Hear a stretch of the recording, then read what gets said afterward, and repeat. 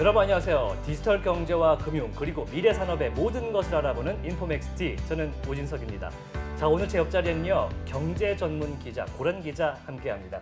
안녕하세요. 네, 안녕하세요. 네, 굉장히 화사한 의상을 입고 오셨는데 휴가도 다녀오셨고 네. 이 재충전된 느낌이 조금 나는데 맞습니까? 재충전을 하려 했으나 잘 모르시겠지만 원래 직장 맘들은 하루에 2번 출근합니다.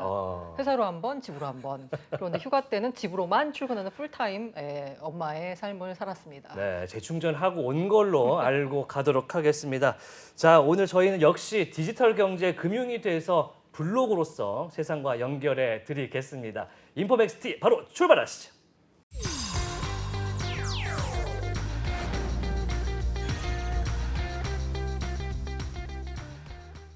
네, 세상에 정말 정보들이 많습니다. 차고 넘치는 이 정보 속에서 무엇이 정확한지, 무엇이 괜찮은 인사이트를 보여주는지 골라내는 게 굉장히 중요하거든요. 그래서 항상 훌륭한 전문가들 저희가 맞아요. 모시고 있죠. 제가 여기 오는 시간이 굉장히 반겨지는 게 네. 매번 새로운 분들이 나와서 새로운 인사이트를 주시기 때문인데 그렇습니다. 오늘은 어떤 분이 나와주셨나요? 자, 오늘은 설명이 굉장히 화려하고 들어봄직한 그런 분을 모셨습니다. K2G 테크펀드의 파트너이시고요. 그리고 모두의 연구소라는 아주 재밌는 이름의 교육연구소 최고 비전 책임자이시고, 그리고 디지스트의 겸임 교수이신 정지훈 교수님 만나보겠습니다. 안녕하십니까? 네, 안녕하세요. 네, 안녕하세요. 제가 굉장히 설명을 길게 했는데 모두 다 아주 괜찮은 직함의 그런 설명이었습니다. 맞습니까? 저도 이제 제일 난감한 질문이 네네. 뭐 하시는 분이세요라고 하는 질문이 제일 난감해요. 네. 저도 제가 뭐 하는 사람인지 잘 모르겠거든요, 가끔은요. 네. 왜냐하면 그러면- 하고 있는 일이 여러 네. 가지다 보니까. 본인을 표현할 때 최근에 가장 많이 쓰시는 표현은 뭔가요? 지금은 일단 제가 가장 크게 하는 일이 투자하는 일이라서, 투자. 투자 특히 스타트업 테크 기업 쪽에 투자를 집중적으로 하는데 예. 지금이 어떻게 보면 가장 좋은 시기거든요. 그래서 아니 잠깐만, 네. 좋은 시기라고요? 지금 이렇게 힘든데? 그렇죠. 이게 이제 큰 회사들은 상장사들은 그럴 수 네, 있는데 초기 기업은 이게 성장해 나가잖아요. 네네. 그러면 이제 기업의 어떤 밸류에이션 가치도 약간 좀 떨어진 상황이고 아. 심지어는 지금 굉장히 테크놀로지가 크게 바뀌는 시기거든요. 네네. 두 가지가 겹치기가 쉽지 않아요. 오. 두 가지가 겹쳐서 가치가 낮으면서도 좋은 어떤 그 트렌드가 변하는 시기에 시드 투자라 그러죠. 네네. 네. 초기 기업 투자하기에는 지금보다 좋은 시기가 없어요. 그러니까 세상이 바뀌는 큰 걸 먹을 수 있는 기업이 지금 엄청 싸게 거래된다. 그렇죠. 그래서 기회다. 거기다가 이제 위해가 좀 안 좋잖아요. 네, 맞아요. 그러면 이제 거기에서 소위 얘기한 정리해고도 일어나고 회사도 좀 망하고 이러죠. 네. 그러면 좋은 인재들이 또 나와요. 이게 그럼 또 그 사람들이 또 뭔가를 하거든요. 그러니까 초기 투자하긴 좋아요. 위기 속에 기회가 있는 그렇죠. 거네요. 진짜. 네. 혼란 속에서 질서를 찾는 그런 시기다. 네네네. 그렇게 말씀하시는데, 그래서 저희가 이제 앞으로의 먹거리 어떤 것이 될지 그거를 좀 얘기해보는 시간을 가질 거거든요. 맞아요. 아까 K2G 테크 펀드 파트너라는 말씀 주셨는데 네네네. 그럼 K2G는 이게 무슨 코리아 투 글로벌. 코리아 투 글로벌. 너무 직관적으로.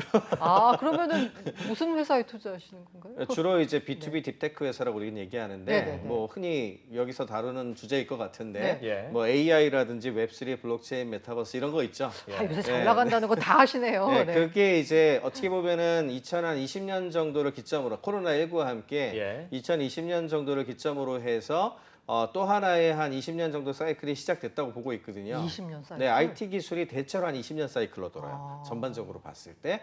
그러면 앞으로 한 2040년 정도까지 크게 변할 건데 2020년부터 한 초반 한 10년 정도 내에 대부분의 가장 큰 기업들이라든지 기술들이 셋업이 되거든요. 네. 그때가 제일 좋아서 어떻게 보면 지금 아까 말씀드린 AI라든지 이런 쪽에 글로벌화 될 수 있는 기업들을 한국에서도 고르고 미국에서도 고르고 해서 이렇게 투자를 하고 있습니다. 20년이란 말씀 주신 거 보니까 최근에 시가총액 상위를 기록하고 있는 뭐 아마존이니 뭐 네네. 메타니 이런 애들이 다 20년 전에 약간 이렇게 그렇죠. 싹이를 틔웠던 그런 회사들이에요. 그렇죠. 예, 지금 제일 큰 회사들은 대부분 그런 거죠. 예를 들어서 PC 인터넷 사이클이 첫 번째 시작으로 보는데 IT 사이클에서는 PC 인터넷 사이클이 1980년대부터 2000년대 중반 정도까지 20년 동안 벌어지거든요. 네. 1980년대 후반 이전에 제일 세계 최고의 기업들은 에너지 기업이거나 자동차 기업이었어요. 맞아요. 그러다 그 첫 번째 사이클이 진행되면서 세계 최고의 기업이 마이크로소프트, 인텔 같은 회사가 되거든요. 그리고 두 번째 사이클이 2007년부터 시작해서 지금 15년 차 지금 진행되고 있거든요. 모바일 소셜 미디어가 일으킨 사이클인데 플랫폼 기업들. 네, 그렇죠. 그때 이제 등장해서 싹을 틔워내서 지금 말씀하신 뭐 구글이라든지 애플 같은 경우엔 거의 별로 안 좋았다가 첫 번째 사이클에서 예. 두 번째 사이클에서 스마트폰과 함께 부활을 했죠. 애플이라든지 뭐 이런 회사들이 지금 그 두 번째 사이클에 스타트 라인에 서가지고 엄청 잘 된 회사들이고 이제 또 그렇게 한 또 20년 가면 이제 세 번째 사이클은 그럼 뭡니까? 그래서 뭐 메타버스, 웹3, AI 요 거기서 얘기하는 나오는군요. 것들 있죠. 네. 이런 정도들이 다 세 번째 사이클의 종류로 보고 있어요. 그럼 이제 교수님, 파트너님이라고 해야 되나요? 뭐 아무렇게나 말하셔도 뭘로 메타버스가 이제 앞으로 20년 먹거리다. 그리고 거기서 이제 씨앗이 피어나고 꽃이 필 것이다라고 말씀하시는데 우선 생각하고 계시는 메타버스는 뭐냐? 그게 네네. 제일 중요한 것 같아요. 이게 메타버스가 사실은 장님이 코끼리 만지는 거랑 되게 비슷해요. 장님 코끼리 맞아. 네. 너무 헷갈려요. 네, 각자가 코끼리가 다르세요. 엄청 크잖아요. 뭔지는 대충 네, 알겠는데. 네, 네. 그래서 이게 어떤 사람은 코 만지면서 이게 메타버스야, 그리고 어떤 사람은 다리 만지면서 이게 메타버스야 그러는 건데 예. 그럴 만도 한 것이 용어 자체가 유니버스 이제 그 우주를 얘기하는 말이잖아요. 메타 유니버스. 네, 거기서 메타라고 하는 말은 초월적이란 뜻이거든요. 그래서 뭔가를 넘어서는 어떤 세계를 이야기하는 용어고 4, 5세계인가요? 그래서 1990 뭐 그 비슷한 유토피아적인 느낌도 좀 있어요. 아, 약간. 이게 1990년대 초반에 사실 소설에서 처음 나온 용어인데 네네.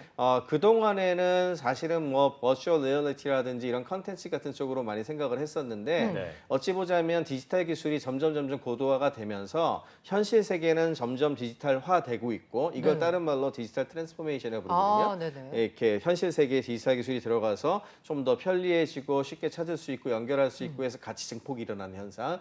이게 이제 현실 세계가 디지털로 가는 방향이고 반대로 디지털 세계도 옛날부터 있었어요. 있었죠. 심지어 1970년대, 80년대에도 오락실이라고 그랬는데 거기 게임기 같은 것들 다 디지털 컨텐츠거든요. 네. 그 디지털 컨텐츠가 픽셀로 돼 있었던 단색 픽셀로 돼 있었던 것이 네. 고도화가 되죠. 그래서 뭐 이제 굉장히 고해상도가 됐다가 3D가 됐다가 그래서 이제는 막 보면은 이게 진짜인가 가짜인가 헷갈릴 정도로 특히 최근에 AI 앵커님이 있으니까 갑자기 생각나는데 최근에 라이브 방송까지 가상 AI. 휴먼 아, 하잖아요. 맞습니다. 알고 계시죠? 예. 일자리 그런 뺏어가고 거 생각해 보면은 이 디지털 컨텐츠 형식으로 나온 건데 현실 세계에 되게 가깝게 왔죠. 네. 그러니까 이건 반대 방향이잖아요. 원래 디지털로 있었던 것이 점점 아. 현실에 가깝게 오는 거. 그러니까 현실 세계하고 디지털 세계가 이렇게 있다고 치면은 하나는 현실 세계가 디지털로 이렇게 가고 있고 하나는 이 디지털 세계가 현실 세계가 이렇게 오고 있죠.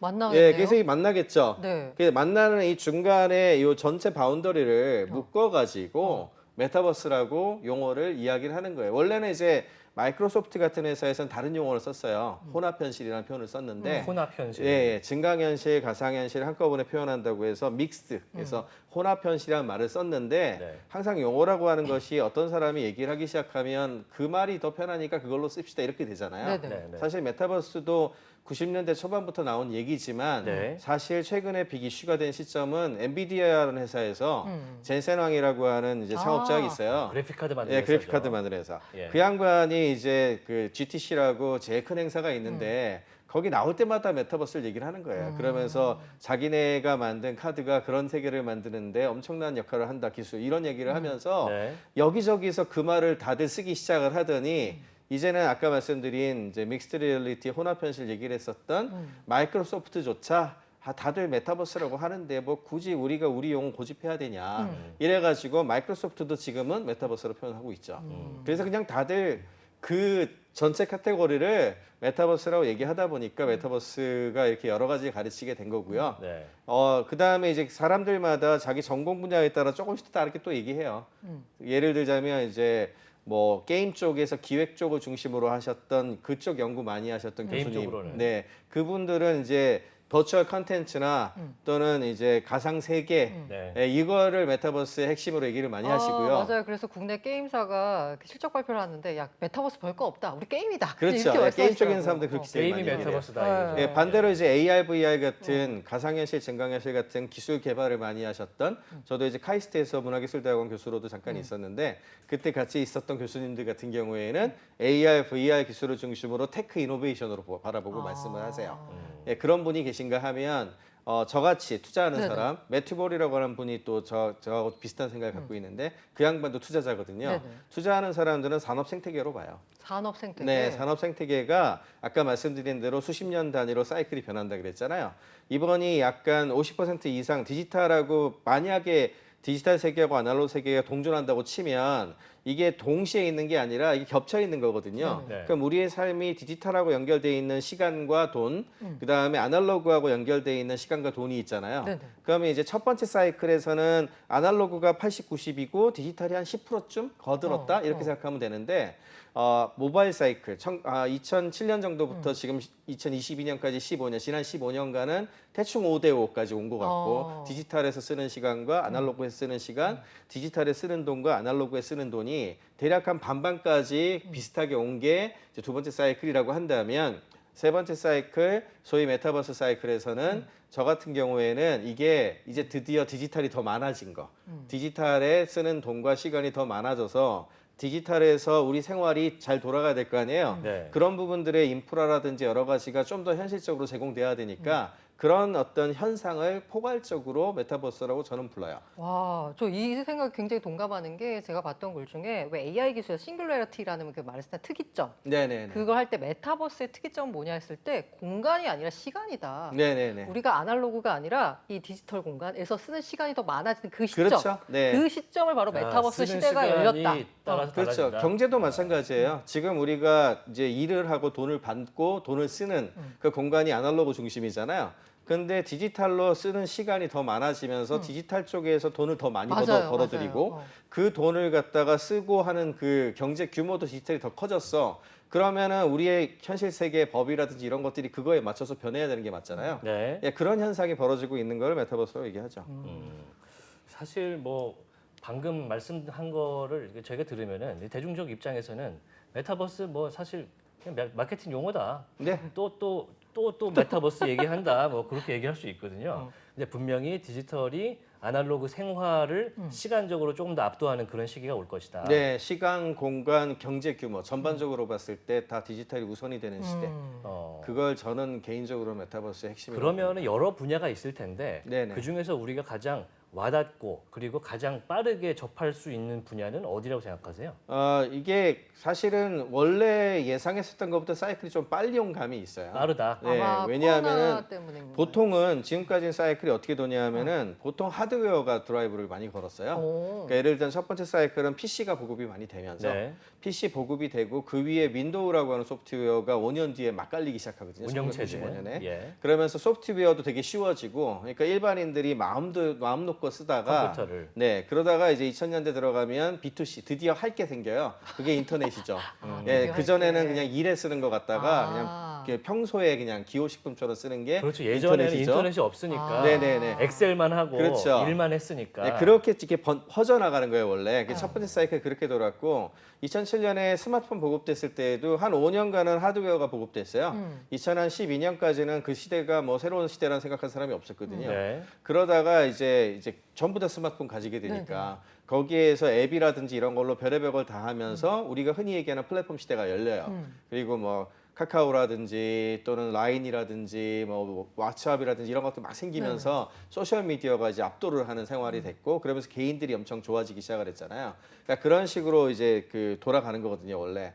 그래서 원래 세 번째 사이클 같은 경우에도 한 20년 정도 이게 시간이 퍼져가지고 쓰는데 걸리기 때문에 2025년 정도에 시작할 걸로 예상을 하고 있었어요. 그러려면 이제 하드웨어가 대다수 이게 안경형으로 될 가능성을 생각을 하고 있기 때문에 고글처럼. 네네네. 네. 그게 사실은 스마트폰처럼 엄청 싸고 편하고 이래야 되거든요. 예. 그러려면은 100만 원 이하에 100g 이하에 그다음에 충전 한번 하면 5시간은 가주는 정도까지 가져야 된단 말이에요. 예. 근데 이 정도까지 가주는데 한 2025년 정도는 돼야 될 거다라고 예상을 하고 있었기 때문에 그때쯤 시작을 할 줄 알았는데 네. 그래서 원래는 하드웨어가 퍼지고 그다음부터 한 2045년까지 가야 되는 사이클이거든요.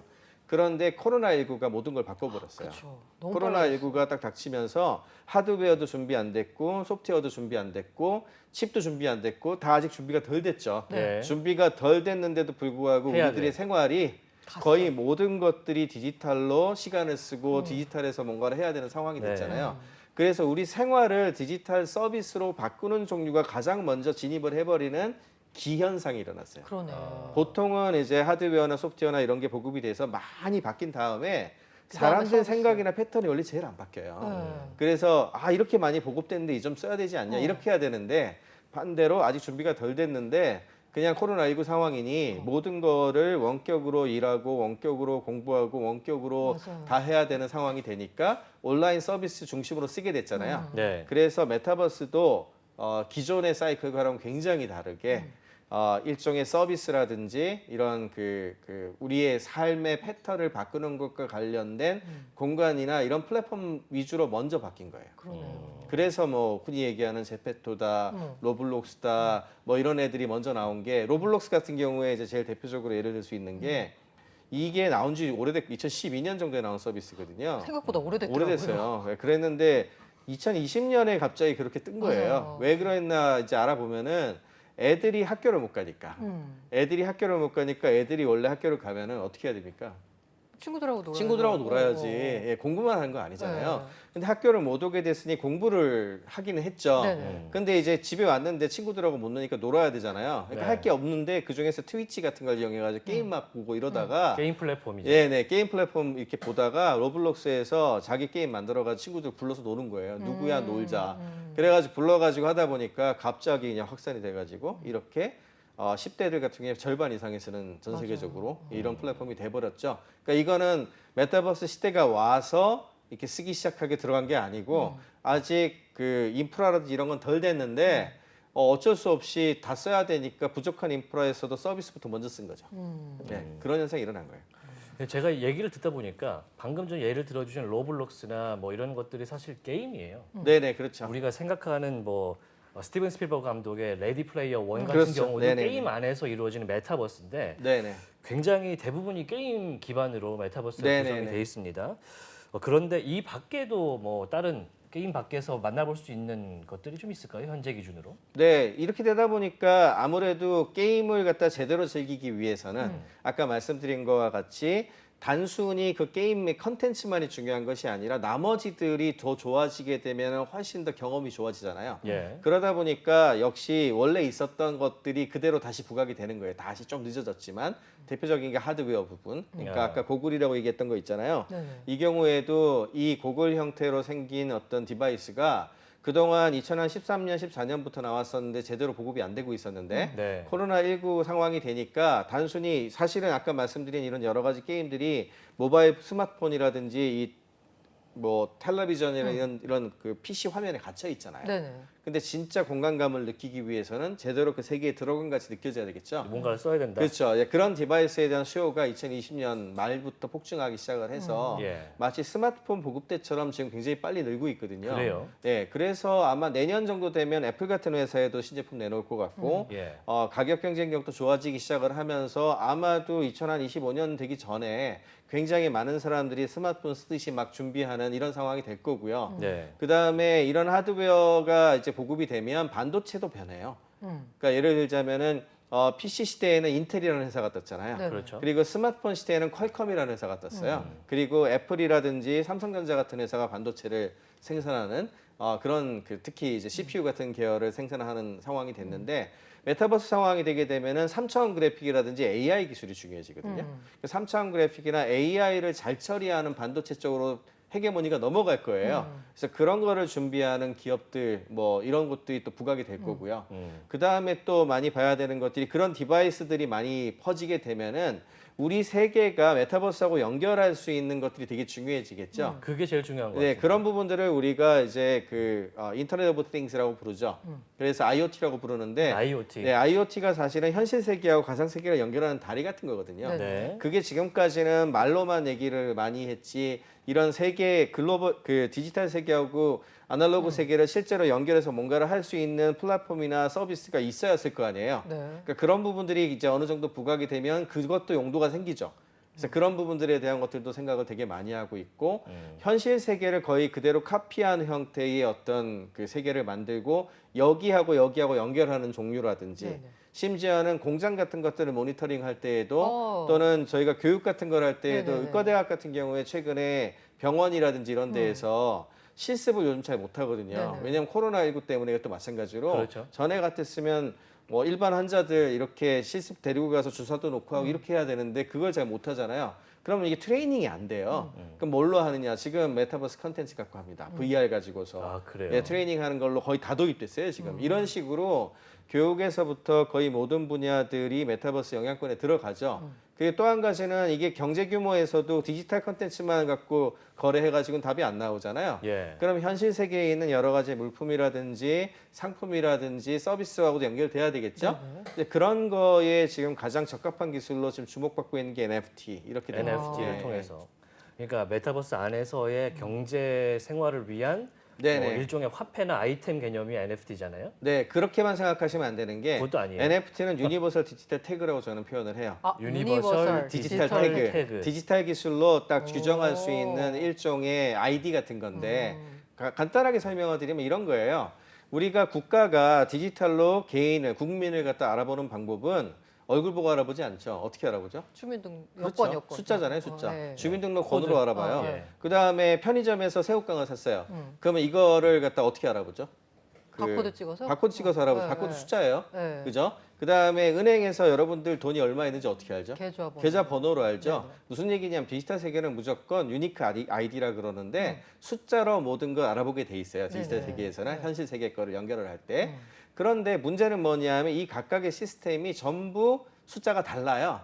예를 들어서 편의점 시스템에 우리 계좌번호를 넣는다 한데 그게 뭔지 알 수가 없다고. 그쵸. 왜냐하면 자기네들 데이터베이스하고 서비스가 따로따로 나눠져 있으니까. 네. 아. 그죠? 근데 이제 NFT는 뭐냐면은 유니버설. 블록체인에 유니크 아이디를 부여한 거라고 생각하시면 어, 되거든요. 네네. 토큰에. 그래서 예를 들어 지금 우리 그 앵커님 뭐지? 같은 경우에 어떤 NFT 숫자를 부여를 했어요. 네. 그러면 이 사람이 등록이 됐네라고 하잖아요. 그러면 이 시스템을 찾기 위해서 전 세계 어디 설치를 할 필요가 없어요. 왜냐하면 퍼블릭 블록체인이라고 부르죠. 이더리움이라든지 솔라나라든지 네네. 이런 것들은 전 세계에 이미 수천 대 수만 대 컴퓨터에 깔려 있는 거거든요. 예. 그리고 다 이게 데이터를 동기화하고 있단 말이에요. 블록체인이니까. 네, 블록체인이니까. 그러면은 그걸 누구나 쉽게 알아낼 수가 있어요. 누가 뭔지 알 수가 있어요. 한마디로 말해서 전 세계 데이터베이스하고 서비스가 통합된 게 하나 생겼고 네. 여기에 뭐든 등록해서 쓸 수 있는 기술이라고요. 근데 처음에는 이거를 알아본 사람들이 주로 뭐 이렇게 디지털 아트에다 태그를 붙이면 그러면 복제 가능했던 디지털 컨텐츠를 팔 수도 있겠네? 네네. 이걸로 시작을 해서 아트 쪽으로 먼저 가서 그렇지 사실은 기술 자체는 굉장히 보편적인 기술이라서 별의별 게 다 나올 수 있는 종류죠. 그래서 지금 특히 최근에 NFT NIC 같은 행사에 가보면은 가장 중요하게 이야기하는 용어가 피지털이라는 용어가 떠요. 피지털. 그게 뭐냐면 피지컬이라고 하는 물리적이란 말하고 아, 피지털. 디지털의 합성어예요. 네. 그래서 물리적인 것과 디지털을 연동하고 연결하는 기술로서의 가능성을 지금 굉장히 많이 보고 있거든요. 그래서 너무 메타버스 디지털 쪽에 무슨 가상자산 이렇게 얘기를 하시면 NFT의 본질을 심각하게 훼손하는 거예요. 네. 그래서 지금 교수님이 쫙 말씀해 주셨는데 어쨌든 간에 이걸 보고서 저희가 이제 뭔가 투자 기회로 제가 삼아 보려고 네네네. 무슨 분야가 좋을까를 정리해 봤더니 첫 번째가 이제 하드웨어 분야에 네네. 있어서 지금 현재 뭐 예를 들면 메타, 뭐 애플도 지금 뭔가 새 그렇죠, 네. 디바이스 준비하고 있고 반도체는 현재로서는 엔비디아. 엔비디아가 지금 현재는 선두주자죠. 하지만 네. 앞으로는 어떻게 될지 모르겠어요. 그렇죠. 왜냐하면 씹으시면 좀 안 되고. 아, 네. 네네, 알겠습니다. 알겠습니다. 이게 죄송합니다. 네네. 회사가 바뀔 수 있으니까. 시대가 맞아, 바뀔 맞아. 때는요. AMD가 싫어합니다. 네, 그러니까. 맞아요. AMD 가 AMD 같은 싫어요? 회사도 엄청 좋을 수 있고요. 아. 심지어는 지금 몰락해 간다는 인텔도 뭐라고 어떻게 있어요? 보면 세계가 바뀌는 시기에는 아. 우리가 이제 권도 정리할 수 있지 않을까 네. 이렇게 생각을 할 수 있거든요. 그리고 이제 IoT 말씀 주셨는데 네네. IoT가 이렇게 잘 안 와닿아서 어떤 네. 예를 들면 어떤 기업들이 있는지. 가장 중요한 건 아까 NFT 관련된 기술 같은 경우에 네네. 과거의 IoT 같은 경우에는 이제 너무 크고 어떻게 보면은 좀 설치도 해야 되고 이렇게 사이즈가 컸는데 네네. 디지털 태그에 가깝게 만들어지니까 굉장히 우리 RFID라고 아실지 모르겠는데 우리 그 휴대폰 뒤에도 들어가 있거든요. 네네네. 그거 그런 이렇게 간단한 찍을 칩들이 때. 있어요. 네. 그런 칩들을 연동할 수 있는 형태의 어떤 서비스와 결합된 종류들 뭐 이런 종류들이 아마 부각이 되게 많이 될 것 네, 같아요. 네. 그래서 가벼운 연결고리를 만들 수 있는 통신 칩이라든지 통신. 그거에 대한 인프라를 제공하는 기업들 이런 것들, 그 네트워크 관련된 분야인데 네트워크 같은 경우에도 5G나 6G 관련된 무슨 네네네. 이런 인프라도 되게 중요할 것 같고요. 근데 너무너무 많아요. 왜냐하면 세계가 한번 큰 터닝을 할 때에는 정말로 많은 게 바뀌거든요. 그러니까. 심지어는 표준안 같은 경우에도 지금은 웹 2.0 소위 얘기하는 스마트폰 시대가 열리면서 플랫폼 경제 시대가 열렸다고 얘기를 하잖아요. 네네. 플랫폼 경제가 지금 안 좋은 게 특정 기업의 서비스가 독점돼 버렸기 때문에 다 먹어. 예를 들어 스마트폰은 두 회사 거밖에 없잖아요. 맞아요. 사실상. 그리고 뭐 우리 서비스 같은 경우에도 한국에는 거의 99% 차지하고 있는 카카오 쓰고 아니면 이제 뭐 일본에는 라인 라인 쓰고 쓰고, 이런 네. 식으로 특정 기업의 플랫폼을 몽땅 쓰는 형태로 빨려 들어갔잖아요. 그러니까 이건 표준화와 거리가 멀죠. 그러다 보니까 웹3 내지는 메타버스 쪽을 추진하고 있는 그 세력들이 있는데 이들 같은 경우에는 웹 1.0 때처럼 표준을 엄청 중시해요.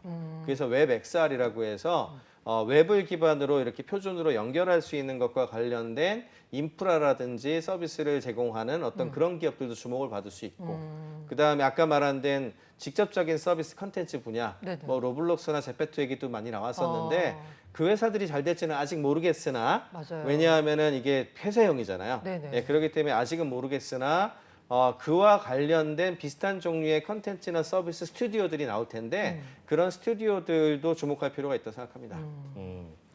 이제 제가 이제 오늘 시간을 많이 할애를 하면서 궁금해진 게 너무 많은데 오, 진짜. 네. 하나 더 여쭤볼게요. 이게 메타버스가 실제로 이제 2025년 정도에 원래 터질 거라고 예상을 했는데 빨리 다가왔다고 네, 하셨잖아요. 빨리 다가왔죠. 네. 그럼 지금 우리 실생활에서 보여야 되는데 네, 네, 네. 솔직히 제 입장이나 대중 입장에서는 이게 메타버스인가라고 하는 뭔가 분명한 모양새가 갖춰지지는 않은 것 같거든요. 우리가 딱 느꼈을 때 네. 혹은 내년이나 내후년에 메타버스의 정말 확장을 땡길 수 있는 트리거 어떤 거라고 생각하세요? 저는 이미 여러분들이 다 쓰고 있어가지고 예, 너무나 그게 다 다만 쓰고 있다? 예, 다 쓰고 계시잖아요. 이미 지금 다 줌으로 연결해가지고 회의도 하고 그것도 계시고. 메타버스다? 그럼요. 예, 다만 이제 그 메타버스의 구성 요건이라고 한다면 디지털 카피본이 있고 나에 대한 그다음에 세계에 대한 디지털 카피본이 있고 나와 세계 사이에 어떤 규칙이 있어가지고 거기에서 돌아다닐 수 있으면 메타버스로 정의하거든요. 기본적으로는. 그런데 처음에는 그게 글자로만 돼 있었어요. 예를 들어 페이스북이라든지 트위터 같은 것들 여러분들 계정 갖고 계시잖아요. 계정이 있고 세계가 있고 세계의 규칙이 있어서 다양한 경험을 그 세계에서 돌아다닐 수 있으면 메타버스라고 이제 규정을 하니까 그러면 이제 그 글자로만 돼 있었다가 그게 고도화가 되는 거예요. 그러다가 이게 2D 평면상에서 마치 바람의 나라 게임 하듯이 돌아다니는 이제 게더타운이 이런 그런 게 그런 건데 그런 종류들로 됐다가 이제 기술이 좋아지고 하드웨어도 좋아지고 인프라도 좋아지니까 점점 3D의 공간처럼 되기 시작을 하고 좀 더 이제 그 정도에 따라 가지고 좀 더 좋은 걸 쓰게 되는 거죠. 그러니까 이게 서로 연결돼 있는 거라서 항상 쓰고 계시기 때문에 항상 쓰는 시간이 아까 말씀드린 것처럼 하루에 1시간 정도였다가 2시간이었다가 5시간 이렇게 늘어나는 거라 어느 날 갑자기 점프업하는 게 아니고 여러분들이 메타버스에 조금씩 잠식되고 있다고 생각하시면 됩니다. 아까 말씀드렸잖아요. 시간이다. 시간이다. 공간이 아니라 시간이다. 다가오고 있다. 다가오고 있다. 네. 근데 제가 보기에 메타버스에서 다가오고 있는데 아직까지 이루어지지 않은 게 뭐냐면 메타버스 안에서의 경제가 아직 구축되지 않은 것 같거든요. 그렇죠. 네네. 그래서 그 경제 분야에 가장 주목을 받는 게 블록체인 관련된 기술들이에요.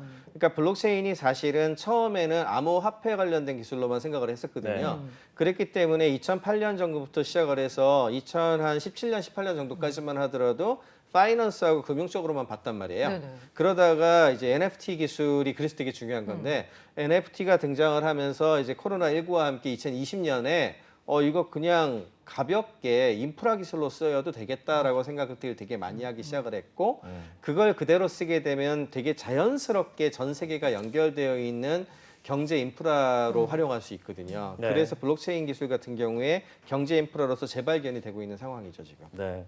오늘 굉장히 많은 말씀을 정확한 발음으로 굉장히 빠르게 들은 그런 기분인데 굉장히 압축적으로 많이 저희가 이제 들었어요. 메타버스에 대한 이야기, 좀 더 디테일한 이야기, 앞서 말씀 주신 NFT 관련 이야기도 이후에 한번 들어보도록 하겠습니다.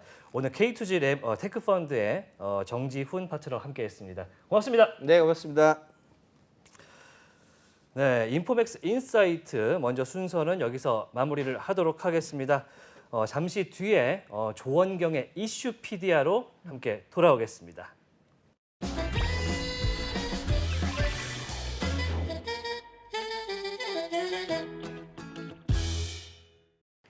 네, 인포맥스티 오늘부터는 아주 새로운 코너를 저희가 마련을 했습니다. 지난 시간에 유니스트의 조원경 교수님 모셔갖고 저희가 이야기를 나눠봤는데 네네. 아주 반응이 대단했습니다. 와우. 이분은 반드시 모셔서 이야기를 계속 들어야 한다. 이분은 고정으로 가야 한다. 함께 해야 한다. 그래서 저희가 월요일마다 조원경 교수님을 이 자리에 직접 모셔서 아주 깊은 인사이트, 즐거운 시간 가져보도록 하겠습니다. 이것까지 알아야 되냐? 네. 이것까지 알아도 되냐? 제가 약간 어. 그 확언할 수 있는 건 뭐냐? 요걸 들으시면 어디 가서 아는 척하기 너무 좋다. 그렇다. 그런 아이템만 우리가 모아서 아주 깊이 있게 전해드리는 유니스트의 조원경 교수의 이슈피디아 시간입니다. 조원경 교수 모셔보겠습니다. 안녕하십니까? 안녕하세요. 네, 안녕하세요. 안녕하십니까? 조원경입니다. 네, 오늘도 아주 어떤 얘기가 기다리고 있을지 아주 기대가 되는데 어떤 이야기 가져오셨습니까? 저는 이제 일론 머스크를 되게 유심히 관찰하고 일론 있어요. 머스크. 네, 그렇다고 제가 뭐 SEC 증권거래위원회는 아니고요. 네. 혹시 투자자?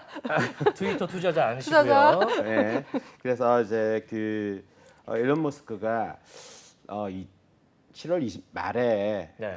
inflation is trending down이라는 말을 썼어요. 네네. 저는 인플레이션이 가고 있다. 인플레이션이 이제 추세가 추세가 하향세 하향세로 있다. 가고 있다. 그러면 제롬 파월이 말하는 거하고 그러니까. 이 그 사업가가 말하는 거하고는 분명히 다르지 않느냐. 아니 저는 그 트윗을 보면서 야 이제는 연준 의장까지 하려고 그러나라는 생각이 들었어요. 그렇죠. 응.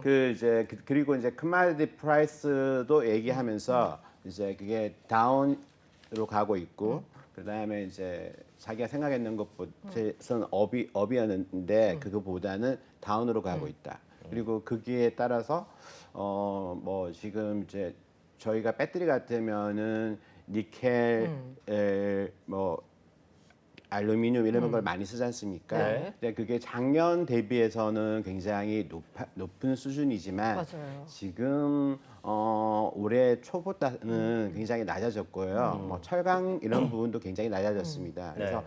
저희가 사업가가 생각하는 것들이 어찌 보면은 그 정책하는 사람들보다 더 낫지 않을까 이런 생각을 좀 해봤거든요. 사업가로서의 시점을 보는 기준. 네. 그래서 저희가 오늘 좀 얘기해 볼 것이 네네. 일론 타임이라는 단어인데 일론 타임 아시죠? 일론 타임이요? 네. 일론 머스크의 시간은 일반인들의 몇 배로 간다? 그렇습니다.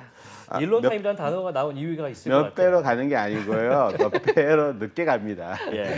그래서 뭔가 하면은 이제 개의 저기 그 라이프가 네. 이제 뭐 저희가 고양이 같은 경우 한 15년 정도 산다고 그러더라고요. 그러니까 인간이 뭐 70년, 80년 네. 산다고 하면 근데 개는 15년. 좀 더 훨씬 더 고양이보다 오래 사는 것 네. 같은데 일단 일론 머스크의 시간은 느리게 흐른다. 그 제 생각에 태양도 시간이 느리게 흐르고 우리 영화 봤지만은 우주에 갔다 오면은 시간이 느리게 흐르잖아요. 아, 네. 인터스텔라. 인터스텔라에서 그래서 일론 머스크의 시간은 느리게 흐르는데 근데 왜 일론 머스크는 이런 말을 하느냐? 사실 일론 머스크가 느리게 간다는 말 같은 것들을 그 전에도 많이 한 적이 있어요. 네.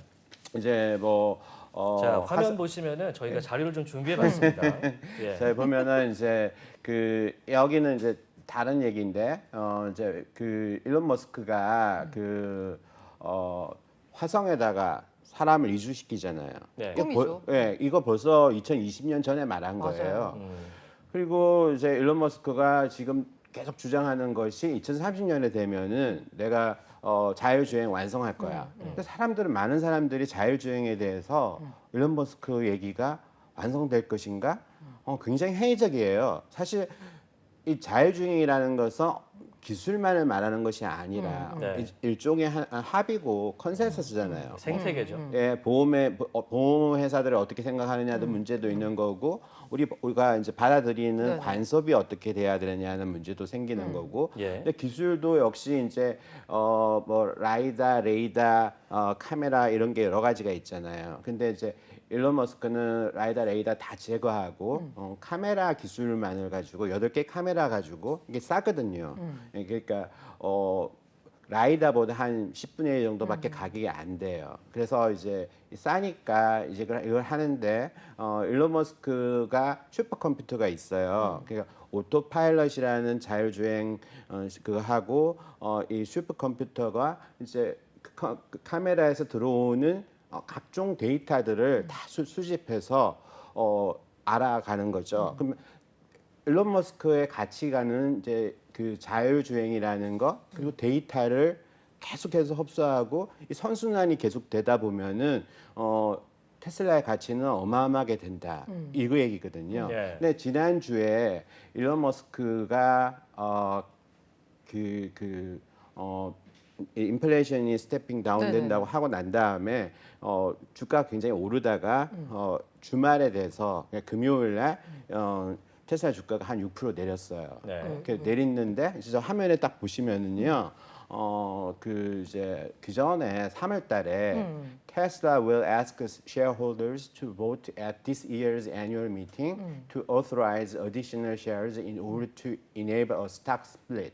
그러니까 3월달에 이미 테슬라가 이제 스탁 스플리트를 하겠다 이렇게 얘기를 했어요. 분할을. 예. 그래서 이제 한 개 가지고 있는 분한테 두 개를 추가적으로 주겠다는 거거든요. 근데 이게 이제 테슬라가 두 번째 스탁 스플릿을 하는 겁니다. 2020년에 5개로 5대1로 했었죠. 5대1로 했어요. 이제 그때 당시에 이제 주가가 그 8월 달에 시작했는데 그걸 11일 날 8월 11일 날 2020년 8월 11일 날 디클레어를 해요. 그리고 난 날 8월 13일부터 31일까지를 한번 얼만큼 올랐는가를 봤더니 이게 81%를 올랐는 거예요. 81%. 네. 근데 요번에 이제 떨어졌잖아요. 그래서 이제 사람들이 아마 이제 요번 주 그 테슬라 주가가 어떻게 움직일 것인가. 이게 왜냐하면 24일 날 테슬라 주가가 내가 가지고 있는 것보다 2주가 더씩 더 옵니다. 네, 현재까지 연합뉴스 보도에 의하면 그래요. 예, 24일 날. 예, 그렇게 되기 때문에 나 저번에처럼 이거 테슬라 생각해서 81% 오르는 거 아니야? 이렇게 생각하시는 분이 있는데 이게 전 굉장히 회의적이라고 생각해요. 왜냐하면 지금 테슬라 시총이 너무 커. 그때에는 낮았잖아요. 맞아요. 지금 5위예요. 만약에 81%가 오른다 하면은 테슬라가 아마존 주식보다도 높고 그리고 구글 주식보다도 높아요. 그 시가총액이. 그러면 이거 사실 가능하다고 보기는 어렵거든요. 그래서 그렇지만은 이제 아까 일론 머스크의 시간 얘기를 하시면서 일론 머스크의 시간은 이제 천천히 간다고 했잖아요. 저는 이거를 일론 머스크의 하나의 팬으로서 어떻게 보는가 하면 일론 머스크가 자기 암시를 계속 한다고 보는 거예요. 맞아요. 나는 임파서블한 것을 파서블하게 만드는 사람이야. 그러면 나는 이런 시간이 이게 늦게 가든 이런 것들은 현재에서 중요하지 않아. 난 이거를 목표를 세우고 난 반드시 이것을 해야 되고 말 거야. 하는 일론 머스크의 자기 암시 과정이라는 거죠. 그래서 일론 머스크의 일론 타임은 허풍쟁이가 뭐 약간의 몽환가의 어떤 꿈을 가지고 내가 이거를 실천할 거야 하는 시간으로 저는 해석을 하고요. 그 다른 이제 일론 머스크의 이제 시간을 보면은 일론 머스크가 굉장히 전략적이에요. 제가 보기에 이제 일론 머스크가 그 비트코인을 샀지 않습니까? 2021년에 샀죠. 2021년에 샀고 그 전에는 뭐 누가 친구가 주는 0.25개 이 정도 가지고 있었는데 근데 2018년 정도엔 그 정도 가지고 있었어요. 근데 이제 비트코인을 가지고 있었는데 비트코인은 2021년도에 안 팔겠다 해놔놓고 뭐 환경적으로 문제가 있다 뭐 이렇게 하면서 뭐 하니까 약간 파는 것처럼 또 하면서 또 요번에 이제 6월 이전에 가지고 있던 양의 75%를 팔고 25%를 가지고 있단 말이에요. 그래서 이건 뭐냐 75%를 팔았다. 근데 이제 테슬라의 그 예상치 항상 실적치가 시장의 가이드 뭐 시장의 가이드라인이라고 그러나요? 가이던스라고 그러죠. 가이던스를 항상 예상을 보다 높았어요. 그러니까 전략적으로 이런 부분에 있어가지고 순이익이 얼마 정도 돼야 된다는데 루나 사태가 났잖아요. 그래서 루나 사태가 나고 이게 테슬라는 이런 동물적 감각이 굉장히 뛰어난 사람이다 보니까 이거를 이제 이거 팔아야겠다. 왜냐하면 6월 30일 지점 됐었을 때 이게 손실을 보전했다. 손실이 비트코인 손실을 다 평가가 돼야잖아요. 시가로요. 그러니까 그것보다는 지금 팔아버리자. 그래서 그 팔았는 부분에 대해서는 이득을 남겼어요. 근데 나머지 25%는 가지고 있는 거죠. 근데 이 가지고 있는 부분에 대해서는 저는 그렇게 생각해요. 이걸 왜 가지고 있느냐. 나는 근데 비트코인이라는 부분을 일단은 뭐 내 세상 메타도 마찬가지잖아요. 내 세상을 가꾸고 싶은 사람들은 어떤 코인의 세계라는 걸 되게 좋아하고 또 테슬라 같은 경우에 정부하고 굉장히 입씨름을 많이 하지 않습니까? 그러면 제도권하고도 굉장히 안 좋은 마찰적인 것들을 많이 하고요. 그런 면에서 어찌 보면은 일론 머스크는 혁신가적인 이미지고 그리고 내가 비트코인을 안 팔겠다고 이렇게 말을 했는데 계속 파니까 그래도 나는 좀 그 남겨두고 여지는 두는 거죠. 어떤 사람은 이제 이게 비트코인을 팔아야지 테슬라 주가가 날아간다. 왜냐하면 이게 플럭추에이션이 심하니까 이 테슬라 주가에 굉장히 안 좋은 악영향을 미친다고 생각하는데 사실 어찌 보면은 비트코인이라는 것이 굉장히 선한 영향력을 처음에는 주려고 했던 거잖아요. 그리고 금융 포용성적인 측면에도 좋은 거고 그리고 자기가 옛날에 처음 세웠던 그 페이팔이라는 회사도 처음 세운 건 처음 회사는 아니지만 페이팔이라는 회사를 세웠지 않습니까? 페이팔이 비트코인을 결제를 하잖아요. 그런 것들 여러 가지를 감안했을 때 나는 그 비트코인하고 세이 굿바이 하기는 지금은 아니야 아직 이렇게 생각하는 거고 역시 도지코인도 아버지로서 도지코인이요. 파더 도지 파더예요. 또 도지코인이 이제 가격이 굉장히 쌀 때 이렇게 샀는데 도지코인 가지고 있단 말이에요. 팔지도 않고. 근데 그런 부분들은 도지코인을 가지고 이제 소송이 걸려 있는 부분도 물론 있습니다. 그런 부분이 있지만 나는 그래도 이 코인하고 이별을 하지는 않겠다는 생각을 가지고 있는 것 같아요. 그래서 그런 부분이 있고 또 이제 일론 머스크가 가진 하나의 시간을 더 말한다면은 일론 머스크는 하루에 아니 일주일에 120시간을 일한다고 하잖아요.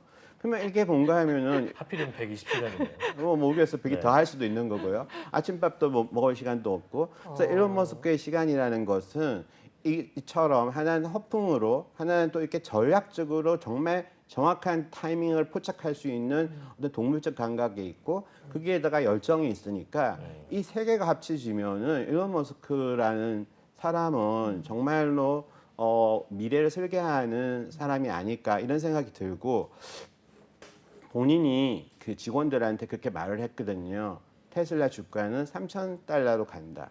그러면은 이제 스플릿을 하면은 $1,000가 되잖아요. 그러면은 $1,000 이게 사실 지금 지난 금요일 날 900달러에서 이제 800달러로 내려왔단 말입니다. 그러면 뭐 한 300달러로 친다 했을 때 300에서 1000으로 하면 3배 이상 또 가는 거잖아요. 근데 자기 암시인데 물론 대부분이라고 하기는 좀 뭐하지만 테슬라 주가에 대해서 굉장히 부정적인 시각을 보는 리포터도 많잖아요. 그래서 이런 데에서는 보면은 터무니없다. 근데 왜냐하면 너무나도 고퍼다. 근데 되새겨 봐야 될 게 있어요. 테슬라 주가가 높다고 했을 때 한때는 1000이 넘었거든요. 퍼가. 근데 이제 price earning ratio 그게 근데 지금은 $100로 내려왔고 앞으로는 뭐 65 정도로 될 거다 이렇게 얘기를 한단 말이에요. 100배로 내려왔어요. 네, 내려왔어요. 그래서 그러면 퍼가 계속해서 내려가요. 네네. 그리고 테슬라가 앞으로의 세상을 움직일 때 이게 지금 자율주행이라는 부분하고 로보틱스라는 부분. 그러니까 테슬라가 자신이 얘기하기를 우리는 많은 제품들을 생산할 것이다. 그리고 우리가 가지고 있는 배터리 기술 자체가 저장 기술이 우리의 성장 동력이 될 것이다. 이렇게 생각하고 또 우리는 로봇을 만들 것이다. 이런 생각을 하고 있거든요. 그래서 이제 여러 가지 테슬라 얘기들이 있는데요. 뭐 화면에는 뭐 이제 여기 이제 스플릿 얘기만 나오고 또 이제 여기 이제 커머디티 프라이스 얘기 나오지만 이런 부분들이 이제 테슬라의 어떤 시간을 정말 잘 말해주는 거라고 이제 저는 생각을 합니다. 예. 그런데 이제 일각에서는 이제 네. 테슬라의 일론 머스크, 스페이스X의 일론 머스크를 좋아하시는 분들은 그 말을 이제 고지고대로 정말 긍정적으로 볼 수가 있어요. 그런데 테슬라의 일론 머스크는 싫은데 테슬라의 차는 좋아. 이런 분들은 그 스케줄을 맞추지 않고 그다음에 약속했던 바를 뜻대로 시간에 이제 스케줄에 온타임 하지 않는 것들을 싫어하는 분들이 분명히 있거든요. 네. 그런 거는 좀 뭐랄까 회사에 좀 피해를 끼치는 게 아닌가라는 생각도 드는데 그거 어떻게 생각하세요? 저는 이제 일론 머스크가 가십을 생산함으로 있어 자기 브랜드를 만들어가는 사람이라고 생각을 해요. 가십을 통해서. 네, 가십을 통해서 사실 우리가 어떤 목표를 내세우지만 그 목표라는 것을 달성 안 했다고 해가지고 예. 뭐 고소할 수 있다 이건 아니잖아요. 그렇죠. 예. 물론 지금 현재 코인과 관련된 것들 가지고는 이제 고소 고발이 진행되고 있고 네. 그건 목표 달성 여부보다는 그냥 네. 그 약간 약속을 어겼다. 약속을 어겼다. 그다음에 지금 주가 조작과 관련된 예, 문제죠. 트위트 관련해 가지고도 소송이 진행 중이잖아요. 그렇죠. 예. 자, 이런 부분들에 대해서 일론 머스크라는 사람의 그 예측 불가능성에 대해서 나는 들은 사람한테 절대 투자할 수 없어. 그러니까 이게 워렌 버핏하고 찰리 먼거가 나는 저런 사람한테 투자할 수 없다고 한 거잖아요. 네. 근데 워렌 버핏이 사실은 애플에도 투자를 높게 했어요. 그리고 나중에 아마존에도 이제 투자를 하게 됐잖아요. 그 전에는 전통적인 주식만 투자하다가 나중에 빅테크 주식을 투자했잖아요.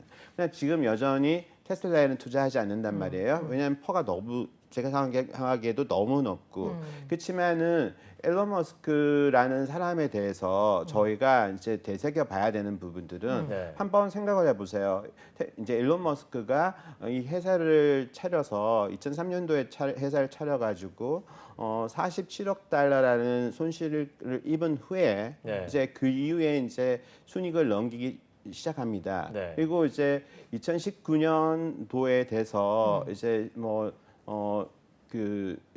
좋은 어떤 순이익을 기록했고요. 모델 3가 나오면서 예, 2020년 그전에 또 이제 생산 같은 것들이 차질이 많았잖아요. 네, 그렇습니다. 또 뭐 저희가 2018년도에 테슬라가 일론 머스크가 이제 말이 피우면서 그러는 모습까지 보게 되는 아주 그런 상황이 있잖아요. 연예인이에요, 근데 연예인. 예, 2018년에 이게 좀 반전이 일어났어요. 네. 말에 가서. 네. 그리고 2019년에 이제 좋은 일이 좀 있었고 네. 그리고 2020 그때 뭐 사실 만약에 그럴 때 사람들이 주식 샀으면 좋았죠. 그러니까 말하자면은 그 SEC가 그 4천만 달러의 벌금을 부과한 것도 그때 이제 테슬라가 말이 피우기 전에 나 이거 상장 폐지할 거야 뭐 이런 말을 한 적이 있어요. 네네. 그런 것들 때문에 이제 벌어진 일들이거든요. 네. 그러니까 말을 함부로 하는 건 분명히 맞아요. 이 양반이. 근데 이제 그런 어떤 하고 제 벌금도 물게 되고 이런 부분들이 맞지만은 이제 그러나 큰 어떤 플랜에 대해서는 이 사람이 말하는 것들이 맞아 떨어진다는 거죠. 2020년에 시간을 내 편으로 만드는 힘이 대단한 거예요. 시간을 내 편으로. 예, 2020년에 친환경이라는 테마가 굉장히 떴잖아요. 네. 그리고 2021년에 세계 1호 부호로 초에 2021년 초에 잠깐 떴다가 다시 이제 아마존 제프 베이조스한테 다시 줬다가 다시 이제 차지하면서 내가 이제 실버 메달을 이제 실버 컵이라도 만들어서 이제 제프 베이조스한테 줘야겠다. 되게 이제 사실 어째 보면은 1, 2위가 의미가 있어요? 그리고 베조스가 사실 이혼을 하면서 이렇게 된 거라서 네네. 이것처럼 이 양반이 엄청나게 가십거리를 만들고 어떤 사람이 보면 정말 버릇 없어 저럴 수가 있을까?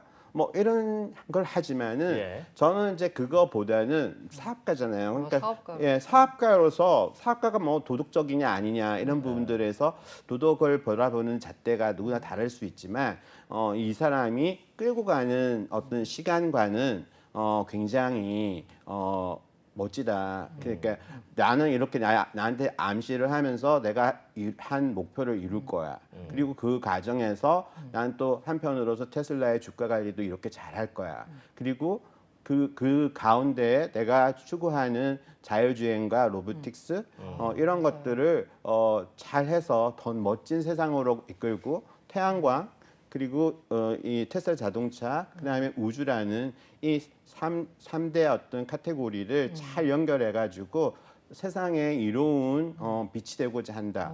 뭐 이런 목표 자체는 우리가 테슬라의 시간관을 보면서 한번 좀 교훈으로 생각해도 좋지 않을까 저는 그런 생각을 해봅니다.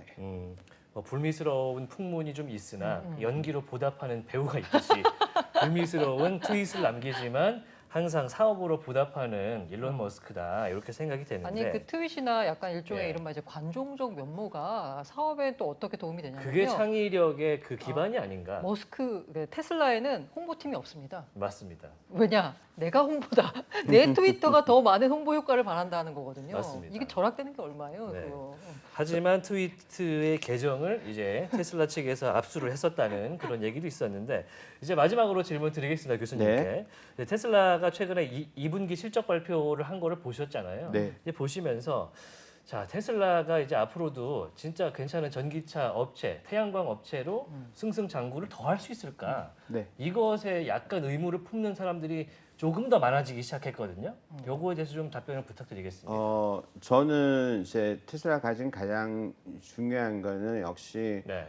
자율주행이다. 자율주행이다. 네, 자율주행의 기술인 거고 그다음에 슈퍼컴퓨터 도조라는 슈퍼컴퓨터가 네, 있고 도조. 예, 그래서 이제 이 자율주행에서 선순환만 발생한다면은 그리고 이제 테슬라가 올해 AI 데이 때 로봇에 대해서 맞아요. 얘기할 거예요. 그래서 로보틱스 에 되게 이제 많은 투자를 하고 있거든요. 그래서 아마 이제 테슬라의 이제 일론 머스크가 이런 말을 한 적은 있습니다.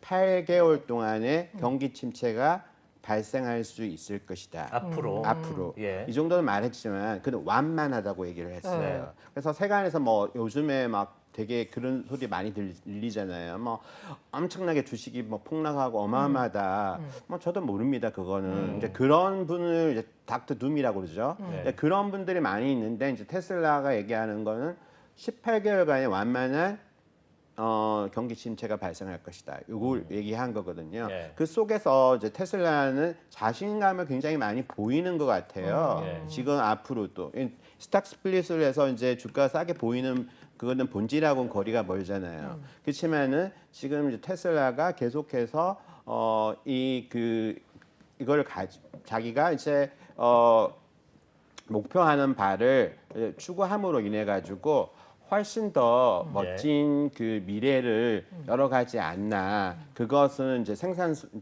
지금까지 이제 생산성 같은 것들을 계속해서 이제 차질이 벌어졌던 부분들에 있어가지고 생산 차질 같은 것들 없애고 예. 이제 그 다음에는 이제 혹시 이런 얘기는 할 수 있을 것 같아요. 전기차에서 많은 다른 기업들이 전기차에 많이 들어오지 않느냐. 그렇게 하면 마켓 쉐어가 줄어들 수 있는데 네. 그렇지만 그거 못지않게 테슬라는 뭐라고 하는가 하면은 지금까지 테슬라가 팔았는 대수가 300만 대입니다. 네. 근데 1억 대를 팔겠다는 거예요. 10년 내에. 예, 그러면은 이제 앞으로 1억 갭이 대를 너무 큰데요. 그렇지만은 어쨌건 근데 1억 대를 판다면은 이게 전기차 내에서의 시장 점유율은 낮아질지 모르지만 예. 전체 내연기관과 합쳐서의 어떤 자동차에서의 그 시장 점유율은 테슬라가 늘어날 거라는 거죠. 그런 면에서 이제 테슬라의 주가는 밝다고 생각하고요. 예. 저 때문에 테슬라 주식을 사거나 뭐 그거는 본인이 책임지하러 하시는 모든 투자 거고요. 판단과 모든 투자는 이제 투자를 투자하다 저는 보니. 그렇게 생각하고요.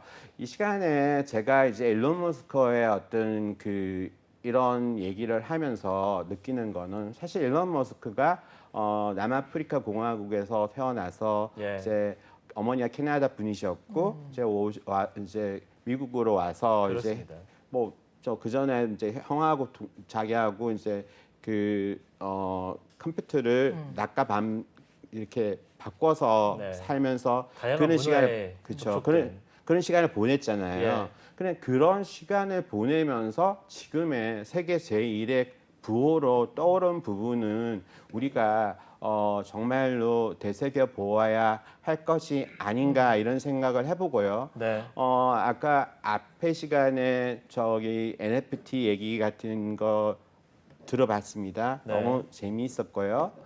저도 이제 NFT 코인 이런 얘기들을 예.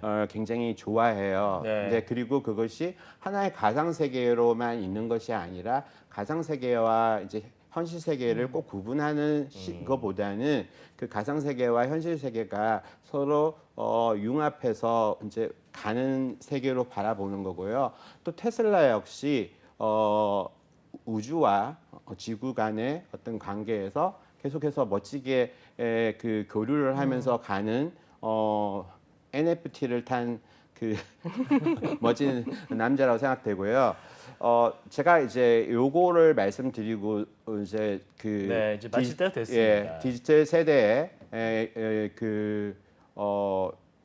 저희 얘기를 하고 싶습니다. 저는 이제 뭔가 하면은 일론 머스크를 보면서 저희도 투자를 많이 해야 되잖아요. 네. 그래서 투자를 하려고 하면은 목표에 기초한 투자를 해야 될 것 같아요. 근데 그 목표라는 것이 이제 복리라는 부분들 옛날에는 7%가 있으면 금리가 되면은 그 자기 자산이 배가 되는 것이 10년이 된다는 거잖아요. 네. 이제 그거만처럼 저희가 그러면은 7% 수익을 못 달성한다면은 디지털 자산이라는 부분들도 하나의 대안이 될 수 있다. 왜냐하면 디지털 자산도 수익률이 높잖아요. 물론 목표가 나는 돈이 이제 이만큼 너무 많아, 돈이 필요 없어 이런 분들은 투자를 하지 않아도 됩니다. 그렇지만은 복리 법칙 하에서 수익률이 높은 분들을 이 수익 목표에 기반한 어떤 수익을 투자하려면은 그런 어떤 리스크도 져야 되지 않느냐 그렇게 말하고 싶습니다. 네, 일론 머스크 이야기로 시작을 해서 결국에는 디지털 자산으로 자연스럽게 마무리까지 해주셨습니다. 자, 월요일마다 만나는 조원경의 이슈피디아 오늘 첫 순서였는데 어떠셨습니까? 저는 뭐 제가 이제 한 주를 보내면서 어떤 주제를 가지고 이 얘기를 해야 될까 이런 생각들을 가지는 게 굉장히 이제 마음이 설레게 됐고요. 네. 사실 많은 분들한테 재미있는 얘기를 하는 것이 네. 좋을 거라고 생각되고 기대해 보겠습니다. 예, 앞으로도 저희 이제 유니스트 교수님들한테 많은 취재도 하고 그렇게 해가지고 네. 더 많은 기술도 알리면서 인포맥스 D에 기여하는 사람이 되겠습니다. 네, 조원 교수님 여기서 보내드려야 될 것 같습니다. 나와주셔서 대단히 고맙습니다. 감사합니다. 감사합니다. 자, 인포맥스티 오늘 굉장히 알찬 두 분을 만나봤습니다. 저희 내일 이 시간에도 다음 이 시간에도 찾아오니까요. 함께 해주시면 대단히 고맙겠습니다. 오늘 시청해주셔서 고맙습니다. 인사하면서 마무리할게요. 안녕. 안녕.